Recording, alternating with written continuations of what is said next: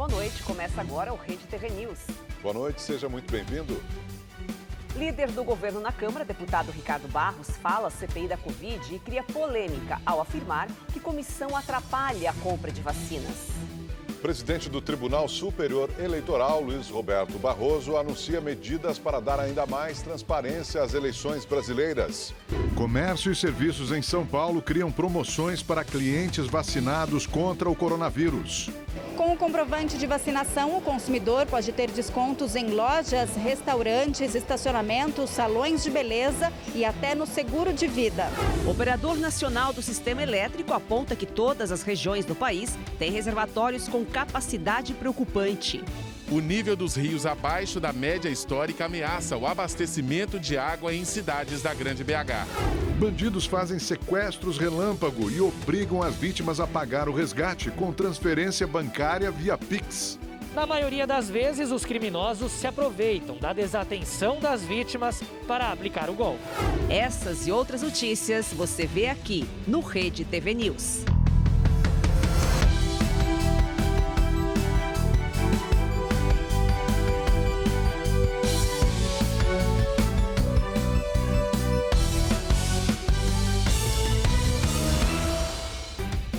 Do governo na Câmara, o deputado Ricardo Barros, do Progressistas, disse que os trabalhos da CPI da pandemia no Senado estão atrapalhando a aquisição de vacinas.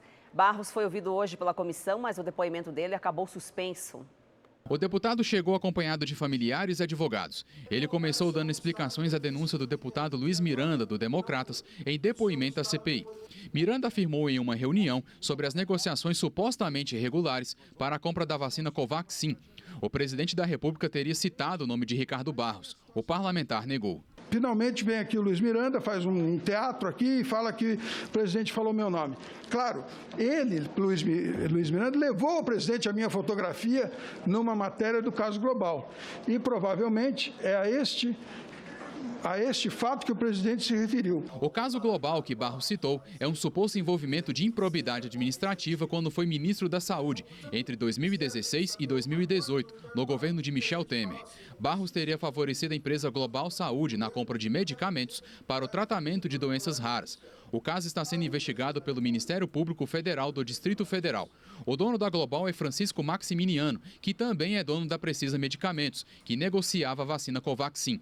Na sessão, Barros negou qualquer relação com o empresário. Eu não tenho relação pessoal com o senhor Maximiliano, o recebi no gabinete como ministro com a nossa equipe de compras e está também nos registros aqui que ele alegou e eu também aleguei que a última vez que nos encontramos foi quando eu era ministro. Portanto, nunca tratei de Covaxin, já afirmei isso várias vezes. Ricardo Barros também afirmou que o colegiado afastou as empresas fabricantes de vacina do país.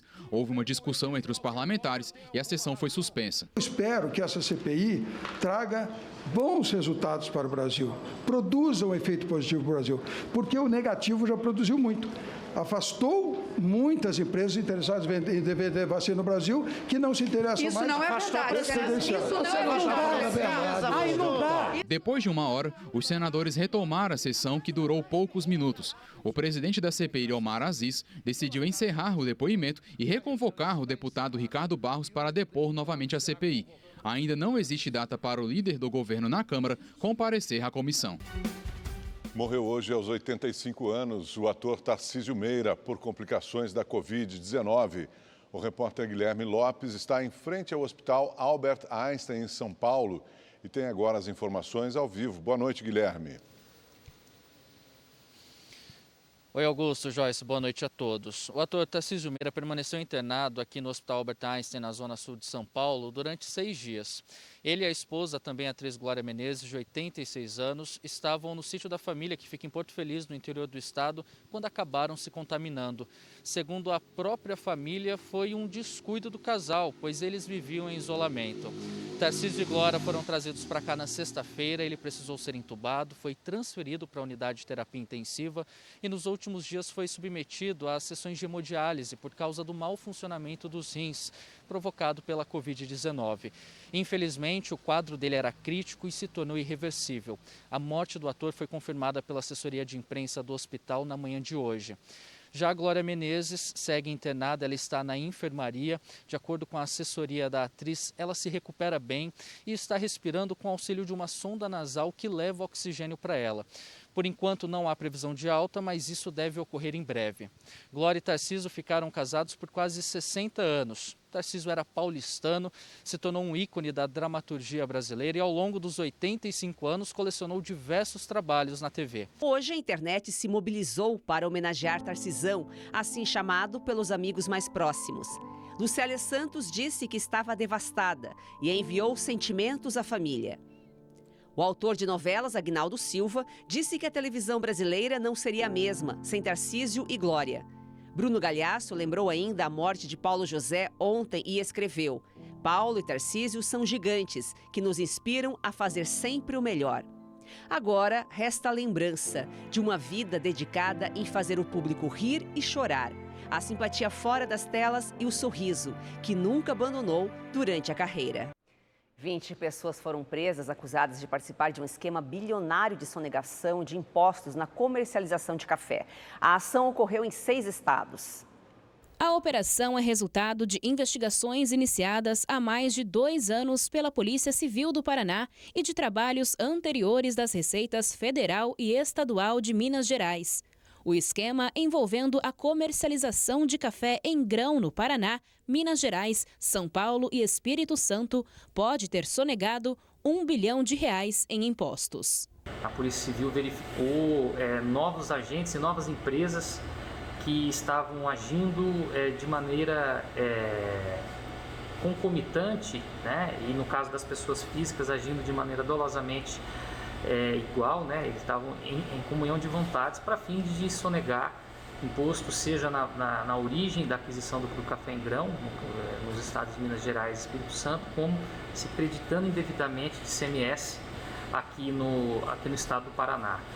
A ação ocorreu simultaneamente em torrefações de café, corretoras e empresas nos municípios de Londrina, Maringá, Ivaiporã, Faxinal, São Jorge do Patrocínio e Jesuítas.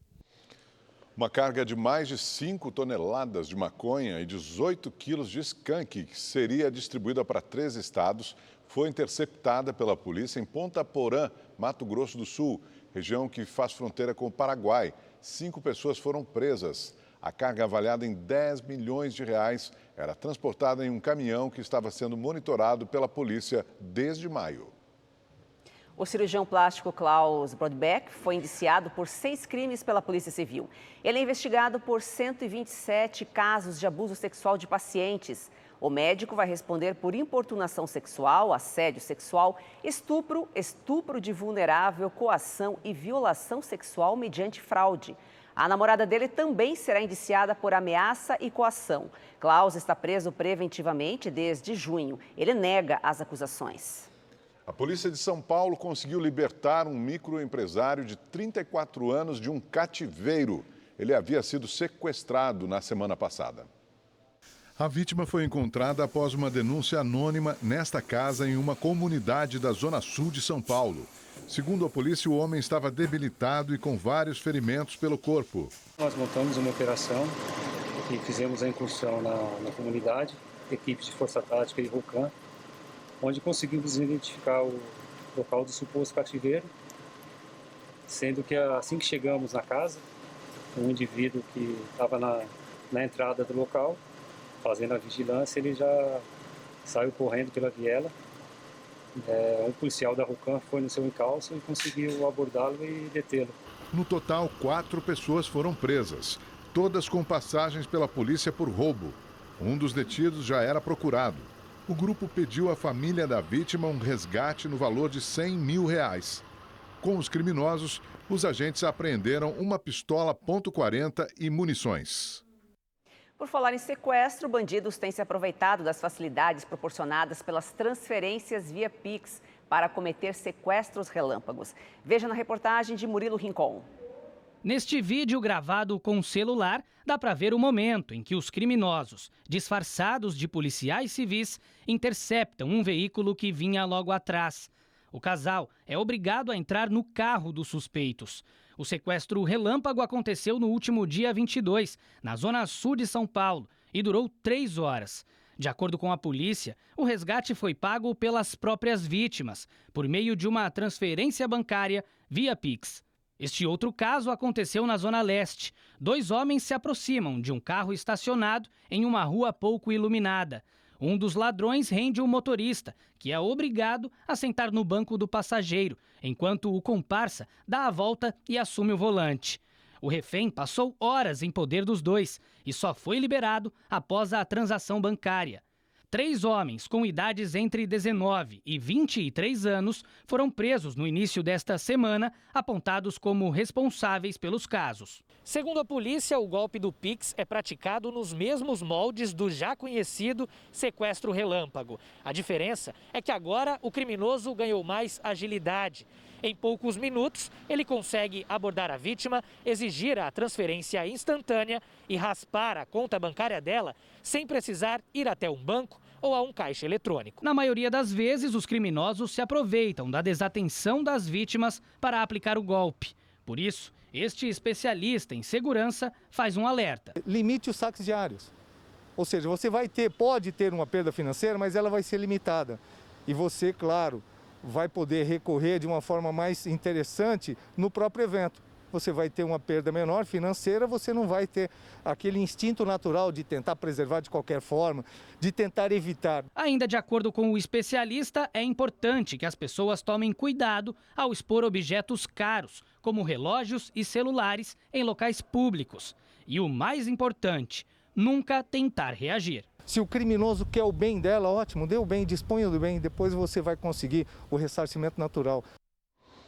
A polícia do Ceará fechou uma clínica de repouso que mantinha mais de 30 mulheres em celas no interior do estado. O diretor da clínica foi preso.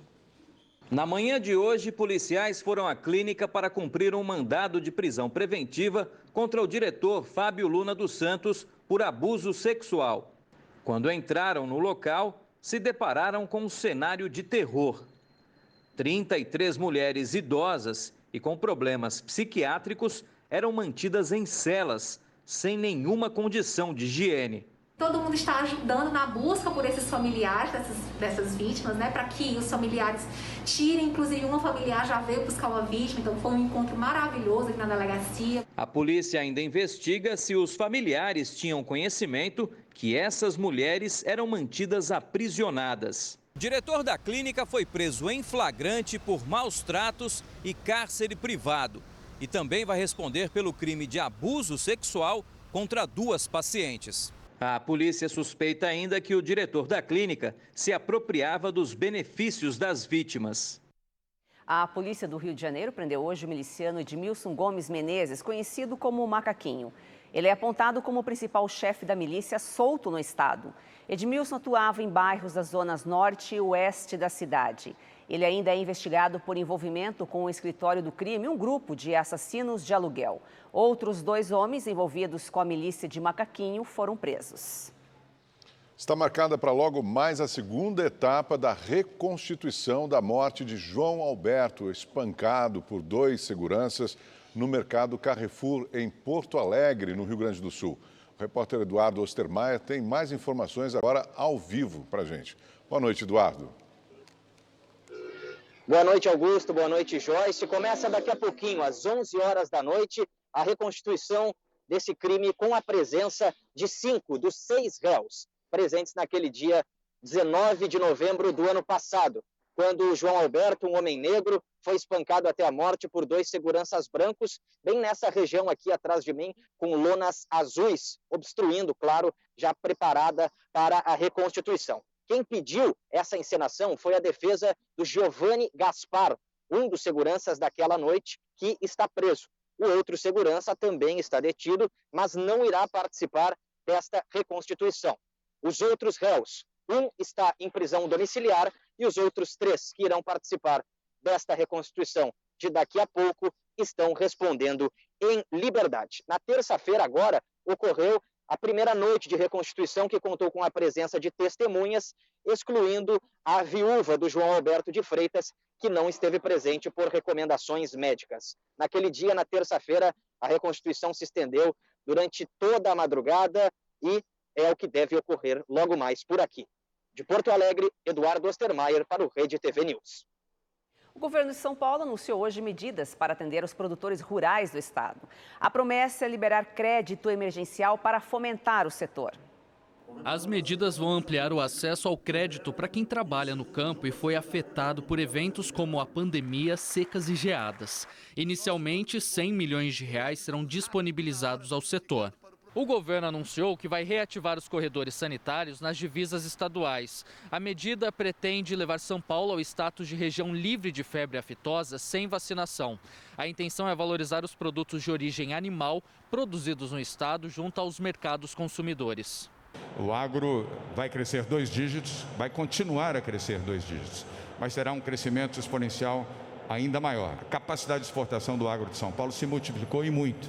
Primeiro pelas condições, a diferença cambial que favoreceu muito a produção do agro para os mercados internacionais, notadamente o mercado da China, o mercado da Índia, o mercado do Médio Oriente e os mercados já tradicionais robustos, o mercado europeu e o mercado norte-americano. Durante o evento, o governador João Dória, do PSDB, também confirmou que o estado vai cobrar no Supremo Tribunal Federal as doses da vacina da Pfizer, que o Ministério da Saúde não entregou conforme o Pacto Federativo estabelece. Nós teremos muitas outras ações impetradas no Supremo Tribunal Federal por governos estaduais que não estão recebendo vacinas, por prefeituras de capitais que não estão recebendo vacinas e, para nossa surpresa, encontramos ontem pela manhã 11.400.000 doses de vacinas estocadas no depósito do Ministério da Saúde em São Paulo. Eu espero que nessas 24 horas alguém no Ministério da Saúde, com um pingo de responsabilidade e de senso de urgência, já tenha distribuído a maior parte dessas vacinas para os estados brasileiros e os estados possam distribuir às suas prefeituras. São Paulo não recebeu 228.000 doses da vacina da Pfizer e São Paulo vai exigir judicialmente que essas vacinas sejam entregues a São Paulo. Em nota, o Ministério da Saúde negou ter doses estocadas no depósito de Guarulhos, na Grande São Paulo, como afirmou o governador de São Paulo, João Dória. A pasta explicou que as vacinas estão sendo distribuídas, mas parte ainda precisa passar pelo processo de liberação de cargas, o que envolve a inspeção de diferentes entidades.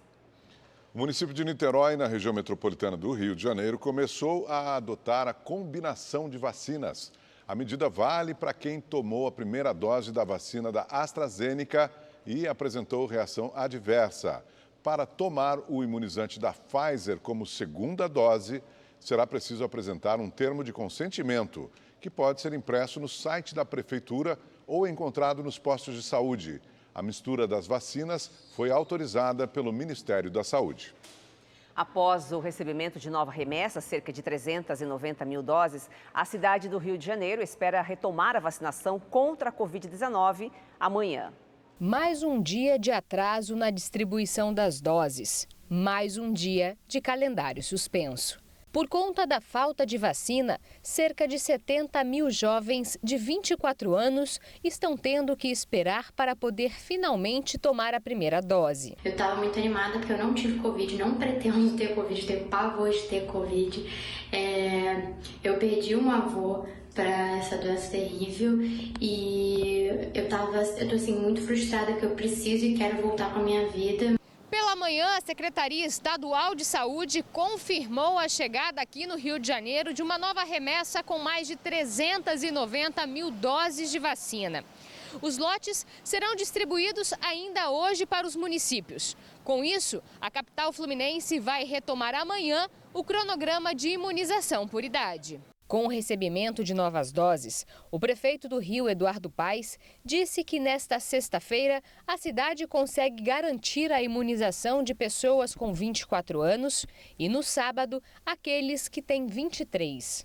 Ontem o município recebeu cerca de 38 mil doses, menos da metade da quantidade de vacinas aplicadas por dia. A preocupação das autoridades com a falta de vacina é por conta da variante Delta.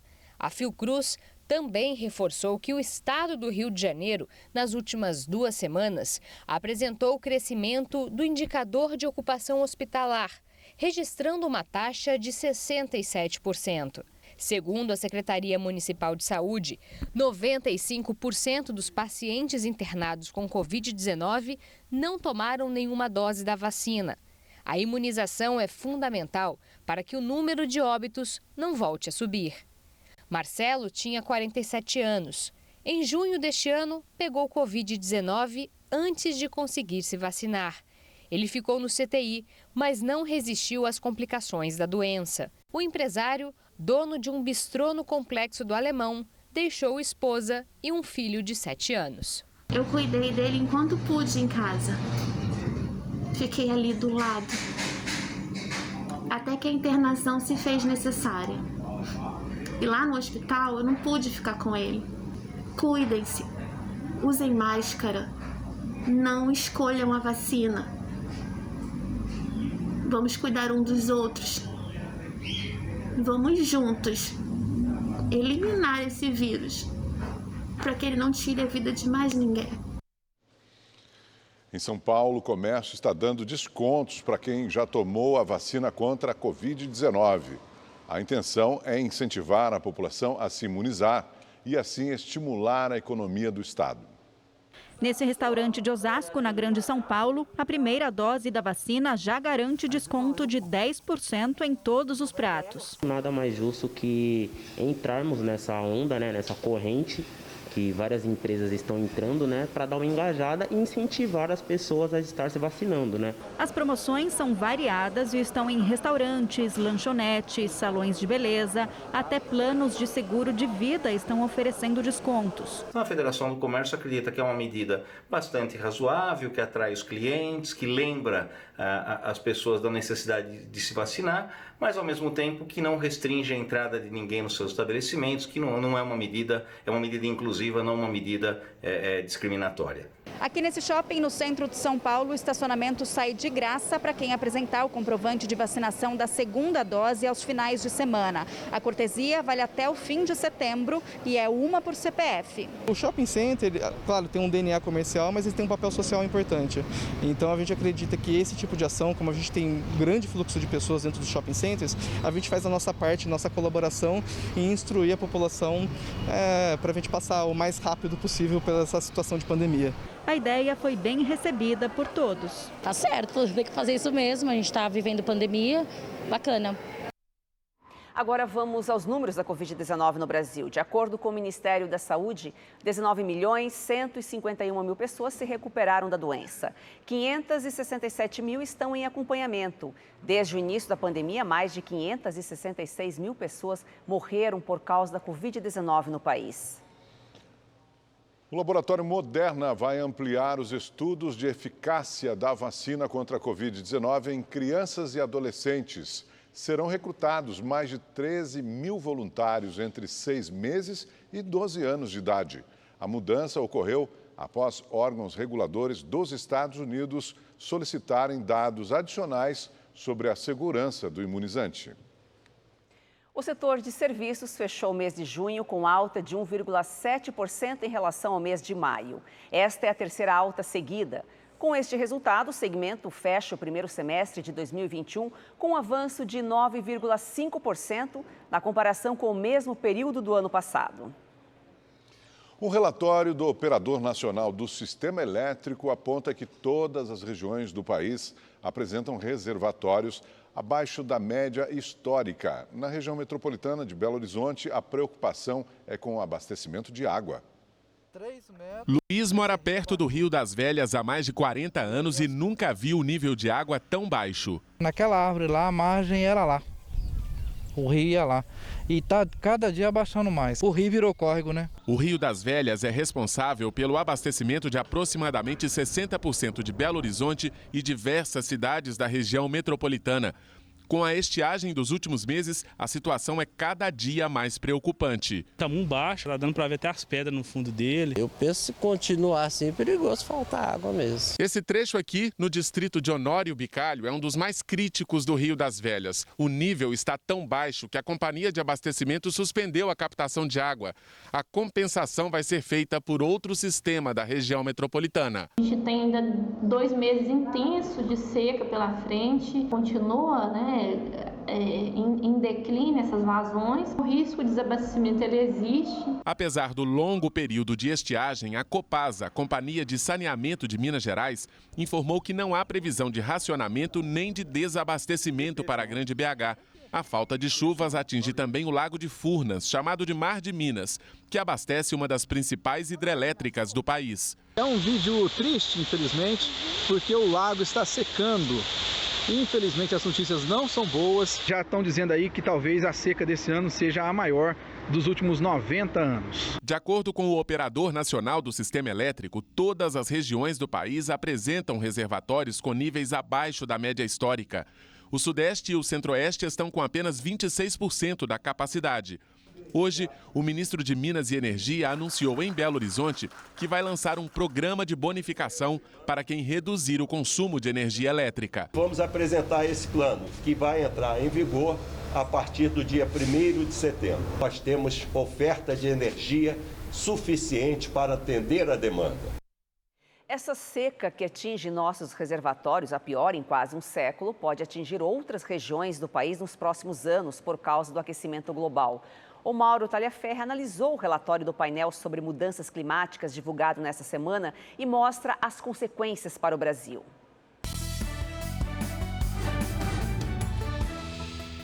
Os cientistas fizeram projeções para todas as regiões do planeta e o relatório diz que a América do Sul vai sofrer aumento de temperatura maior que a média global. Isso deve provocar mais chuvas no sul e no sudeste do Brasil, incluindo episódios mais frequentes de precipitação extrema e inundações em áreas metropolitanas, como São Paulo e Rio de Janeiro. No norte, haverá mais períodos de estiagem. Na Amazônia, o número de dias com temperaturas acima dos 35 graus vai aumentar. No Nordeste, as secas serão ainda mais prolongadas. Para o sul da Amazônia e boa parte do centro-oeste brasileiro, a projeção é de mudança no regime de chuvas e clima mais seco, com impacto no agronegócio, na vegetação florestal e na saúde humana, e ameaça de incêndios mais frequentes. Mas é possível evitar os cenários mais dramáticos se o mundo cortar pela metade a emissão de gases de efeito estufa até 2030. Faltam só 9 anos. E zerar essas emissões até 2050. Isso significa reduzir drasticamente a liberação de gás carbônico, eliminando os combustíveis fósseis, como petróleo, gás e carvão, nas fábricas e usinas e nos veículos, por exemplo. Também combater os incêndios florestais. O gás metano associado à pecuária é outro inimigo a ser combatido. Por outro lado, é preciso zerar o desmatamento e reflorestar o Brasil. E mesmo que todas essas reduções aconteçam, pode levar até 30 anos para que as temperaturas do planeta se estabilizem. E agora vamos ver como fica o tempo aqui no Brasil com o Igor Silveira. Boa noite, Igor. Boa noite, Joyce. Boa noite, Augusto. Boa noite para você que está em casa. Olha, aqui no Brasil a chuva não vai ser tão forte como a gente viu na matéria anterior, mas ela continua em pontos isolados da região norte. No interior, o tempo continua seco e quente em toda essa área que a gente vê em amarelo. Agora, lá no sul, as temperaturas continuam baixas e ainda chove forte no litoral do Paraná e também de Santa Catarina. E hoje todo mundo saiu de casa agasalhado e protegido do frio. Essas imagens são daqui da cidade de São Paulo, onde os termômetros não passaram dos 18 graus. Amanhã, nada muda, as temperaturas continuam baixas e ainda chove em pontos isolados do litoral de São Paulo e também do Espírito Santo. No Rio de Janeiro não vai ser diferente, a chuva continua e também não esquenta. Amanhã, a máxima não passa dos 22 graus, como a gente vê aqui na tela. Já no Nordeste, o dia vai ser abafado no interior, mas ainda chove em partes do litoral. No Centro-Oeste, o calorão continua e em Cuiabá, a máxima amanhã pode chegar aos 33 graus. Bom, para saber mais sobre a previsão do tempo na sua cidade, é só entrar no site da Rede TV. Eu fico por aqui, uma ótima noite e até mais. Obrigado, Igor. O governo federal anunciou a antecipação e o calendário de pagamento do auxílio emergencial. O benefício será pago até o mês de outubro, quando será substituído pelo novo Auxílio Brasil. Para os beneficiários do Bolsa Família, os pagamentos serão feitos nos próximos 3 meses. A primeira parcela será paga na próxima quarta-feira, de acordo com o número de identificação social. Já para as pessoas que perderam renda durante a pandemia, o valor será depositado nas contas digitais no próximo dia 20. Já o saque estará disponível no dia 1º de setembro, de acordo com a data de aniversário do beneficiário. Ao todo, serão pagos R$20 bilhões nas 3 parcelas. Esta será a última fase de pagamentos do auxílio emergencial. A partir de novembro, o Auxílio Brasil, como é chamado o novo programa de transferência de renda, vai substituir os atuais programas de ajuda populacional. O presidente Jair Bolsonaro já manifestou o desejo de aumentar o valor do novo programa. Segundo Bolsonaro, será de no mínimo 50% em relação ao valor do Bolsa Família. Nós começamos agora o que seria, né, uma quarta fase, uma prorrogação da terceira fase do auxílio emergencial, que nós concedemos por 4 meses e vamos prorrogar por mais 3 meses. Obviamente, esses 3 meses termina quando nós teremos, então, o novo programa chamado Auxílio Brasil, onde, segundo acertado com a equipe econômica, o reajuste será de no mínimo 50% do que se paga na média do Bolsa Família atualmente. Ainda nesta quinta-feira, o presidente Jair Bolsonaro participou das solenidades de promoção e cumprimento de oficiais generais e recebeu um grupo de indígenas. No encontro, Bolsonaro defendeu o projeto de lei que tramita no Congresso Nacional, que regulamenta a exploração de terras indígenas para atividades econômicas, como a mineração. O presidente do Tribunal Superior Eleitoral, Luiz Roberto Barroso, divulgou medidas para aumentar ainda mais a transparência das eleições brasileiras. O anúncio foi feito no início da sessão desta quinta-feira. Entre as medidas estão a ampliação de 6 meses para 1 ano, para que partidos e técnicos de legendas possam analisar o código-fonte dos programas inseridos nas urnas antes das eleições. Luiz Roberto Barroso também reforçou o convite para que os partidos participem do processo, que verifica se os programas inseridos nas urnas são os mesmos que foram assinados digitalmente e lacrados. O TSE também pretende aumentar o número de urnas que são auditadas durante o teste de integridade. Atualmente, 100 equipamentos são sorteados aleatoriamente na véspera das eleições e são utilizados para coletar o voto dos eleitores em cédulas de papel e conferir com o correspondente na urna eletrônica, em ambiente controlado e filmado por câmeras. Por fim, o tribunal vai criar uma comissão externa com membros da sociedade civil e instituições públicas para fiscalizar e acompanhar de perto o funcionamento do sistema eleitoral. A realidade, porém, senhores ministros, que já bem sabem disso, e pessoas que nos assistem, é que os partidos não indicavam ninguém, não compareciam nem indicavam os seus técnicos. Era a confiança que tinham no sistema e, por isso, nem se sentiam obrigados a virem aqui para ver o que e como estava sendo feito. Não há como fraudar o programa uma vez lacrado e nós queremos fazer isso com a participação e na frente de todos os partidos políticos, além do Ministério Público e da Polícia Federal, que já participam normalmente desse momento com o Tribunal Superior Eleitoral. O anúncio do presidente do Tribunal Superior Eleitoral ocorre 2 dias após a Câmara dos Deputados derrubar a proposta de emenda à Constituição do voto impresso. O modelo é defendido pelo presidente Jair Bolsonaro. O ministro do Supremo Tribunal Federal, Alexandre de Moraes, aceitou a notícia-crime do Tribunal Superior Eleitoral contra o presidente Jair Bolsonaro sobre o vazamento de informações sigilosas da Polícia Federal. Bolsonaro divulgou a íntegra de uma investigação sobre a tentativa de invasão ao sistema do TSE em 2018. Hoje, em sua live semanal, o presidente comentou a decisão de Moraes. Bolsonaro disse que a investigação é inútil, porque milhares de pessoas já tiveram acesso aos documentos e fizeram suas próprias cópias, e que o próprio TSE não guardou os registros da invasão ao sistema. O plenário da Câmara aprovou a volta das coligações partidárias. O mecanismo, que havia sido extinto, foi retomado para evitar a mudança do sistema eleitoral para o chamado distritão.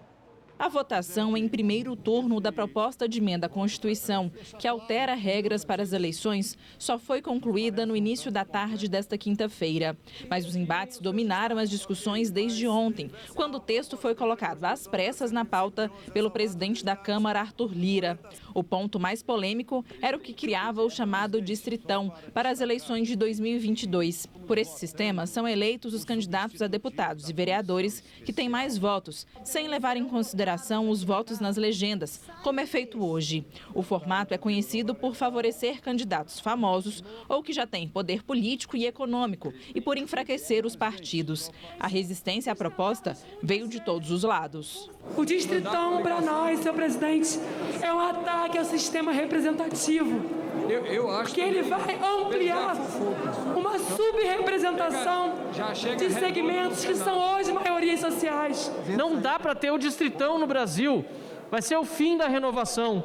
Se o preço é voltar à coligação, façamos um acordo. Os apelos por acordo foram atendidos e a solução encontrada para enterrar o Distritão foi ressuscitar as coligações partidárias. A aliança entre os partidos para a eleição de deputados e vereadores tinha sido extinta no pleito de 2018, mas foi retomada como uma forma de viabilizar a existência dos pequenos partidos. Com um acordo, o texto base foi aprovado. E logo depois, por um placar representativo de 423 votos a 35, foi acatado o destaque de derrubada do Distritão. A votação da PEC em segundo turno foi adiada para a próxima semana.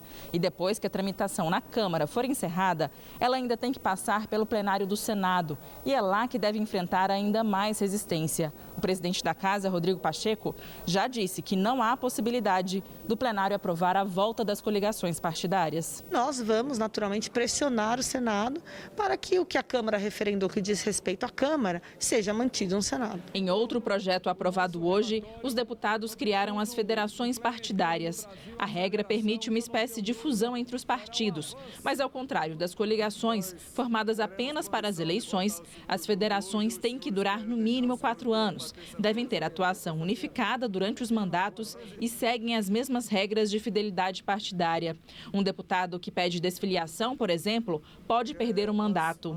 Além disso, a federação impede alianças regionais conflitantes com a federal, o que acontece hoje nas coligações. O texto segue para a sanção do presidente Jair Bolsonaro. O Rede TV News fica por aqui. Uma boa noite para você. Uma boa noite e até amanhã.